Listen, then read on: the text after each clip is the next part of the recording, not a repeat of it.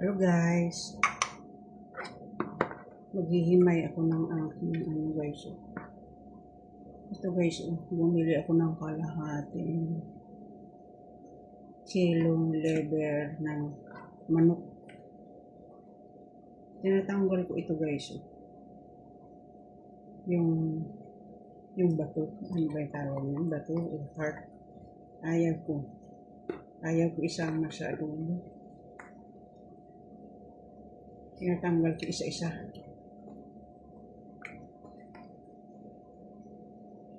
Iba nakakapit pa yung heart niya. Heart ba tatawag nito o bato?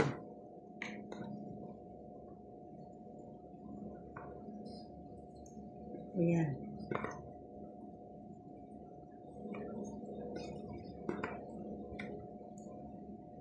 Masarap pag may atay ang adobo. Tapos lagyan ko pa siya ng liver spread para malapot. Creamy ang atay.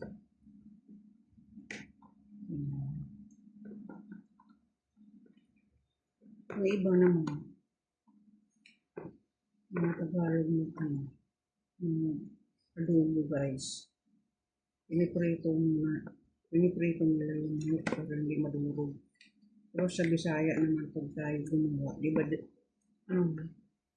isang na hindi na natin piniprito kasi matigas ang karne ng baboy o manok pag piniprito mo.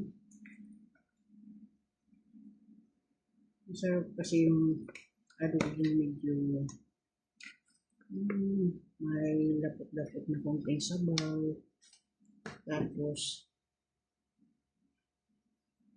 malambot.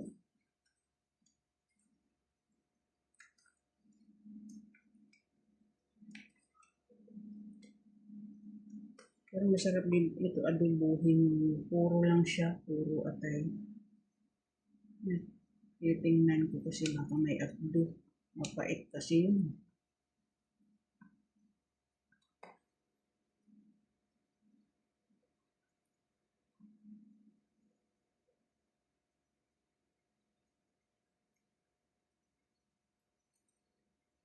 Mapait. Yan, hatiin na natin kasi malaki. Malaki naman yung atay niya, 2 kilo.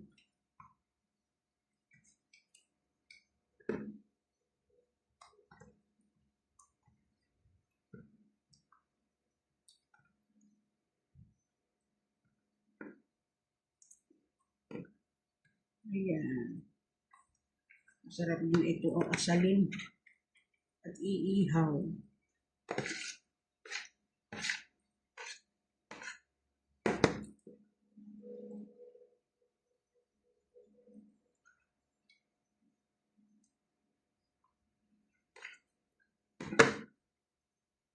Masarap inihaw na liver ng baboy. Inihaw lang. Dati pag nagpapay, dati si tatay, inihaw lang. Hindi masyadong sunog, kaya malambot. Pag naubo ko kasi matigas. Ayan.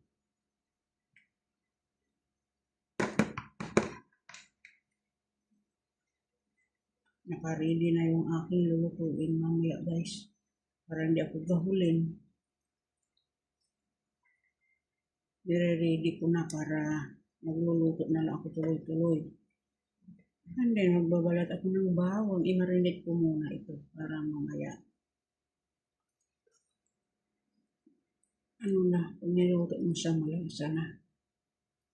Thank you for watching. Have a nice day everyone. Ayan, magpatuloy lang tayo araw-araw. Sipag, tiyaga. Huwag kang huminto para lahat na ninita bubukas para sa iyo. Tiyaga lang talaga. May natira pa.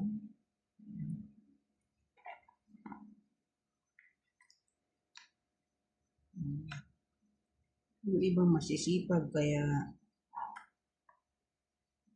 ah, ano ang narating nila, mahaba. Okay, that's all for today's video. Maraming salamat.